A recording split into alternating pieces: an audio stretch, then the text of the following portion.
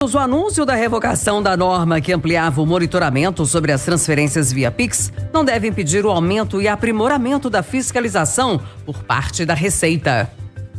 O governo federal decidiu revogar o ato normativo da Receita Federal que atualizava as regras de fiscalização sobre movimentações financeiras, que incluía o Pix e os bancos digitais, entre outras coisas, nesse monitoramento. Segundo o governo, a decisão foi tomada depois que mentiras começaram a ser espalhadas sobre as mudanças, a principal delas, que o Pix seria taxado. A reportagem da Itatiaia conversou sobre esse assunto com o advogado e o professor de Direito Tributário da PUC Minas e da UFMG, Flávio Bernardes, que esclarece que a Receita, na prática, já tinha acesso a essas informações e que a ideia dessa medida era apenas facilitar essa fiscalização. Bem, o que a Receita fez com a edição da instrução normativa, que deve revogar, foi criar um mecanismo amplo de fiscalização. Então não é tributar, não é criar nenhum tipo de taxação em relação a transações eletrônicas, dentre elas o Pix.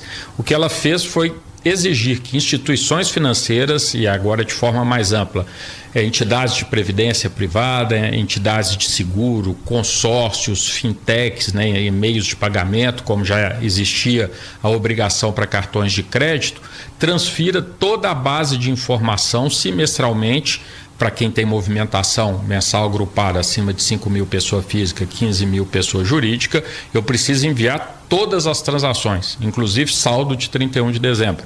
Então, quer dizer, é ter acesso à movimentação financeira. Prevalecendo essa regra, vai receber todas essas informações dessas instituições, seja seguro, consórcio, previdência ou qualquer transação financeira, não só Pix. Então é importante que a instrução não é do Pix. Então o Pix, como hoje é um meio mais conhecido, de mídia, mais fácil, automático e é uma realidade brasileira, então ressaltou a questão do Pix, mas o objetivo da Receita é muito mais amplo. Se a Receita realmente voltar atrás disso e não tiver acesso a esses dados, ela fica com a fiscalização um pouco mais atrasada, o que vai acontecer? Bem, hoje a Receita Federal, quando inicia uma fiscalização, ela pode solicitar todas as informações de dados financeiros.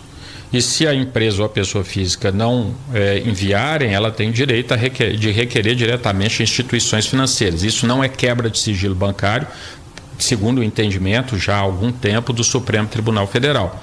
Então, em tese, ela já teria acesso, mas não como algo que vem automaticamente através de um módulo, como você tem as obrigações acessórias, como as empresas preenchem as suas contabilidades e os seus dados fiscais e enviam para a Receita. Então isso hoje viria automático e facilitaria muito a fiscalização da Receita Federal com cruzamento de dados, para saber se aquela movimentação que eu tenho, o que eu informo de rendimentos, de tributação é compatível, senão cai na malha fina, igual a pessoa física quando preenche errado ou deixa de informar um dado na sua declaração de imposto de renda, ela cai na malha fina e tem que ir lá prestar informações ao fisco.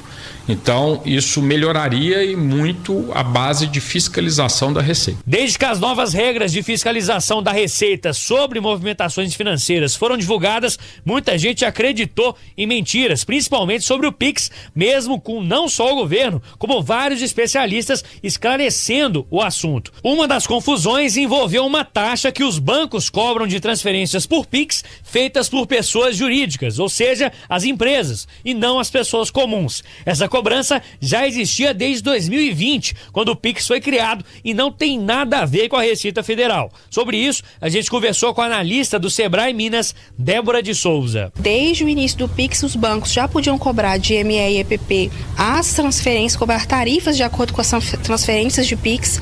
Não é uma novidade, isso já acontecia. E aí a recomendação do Sebrae é sempre que os empresários e as empresárias estejam atentas aos pacotes de serviço nos bancos. Lembrando que o banco é fornecedor, né? Então o empresário ele tem que olhar para aquele banco e entender se aquele pacote de serviços, se as tarifas cobradas atendem às necessidades do empresário e do pequeno negócio que ele atua. Para deixar claro, o MEI não é afetado por isso? Não, o MEI não é afetado. Então, desde o início, o MEI não é... Os bancos não cobram tarifas do MEI para fazer transferências no Pix. Se alguém está sendo pego de surpresa com essa cobrança, né, não tem nada a ver com a Receita Federal. Aí tem que conversar com o gerente do banco.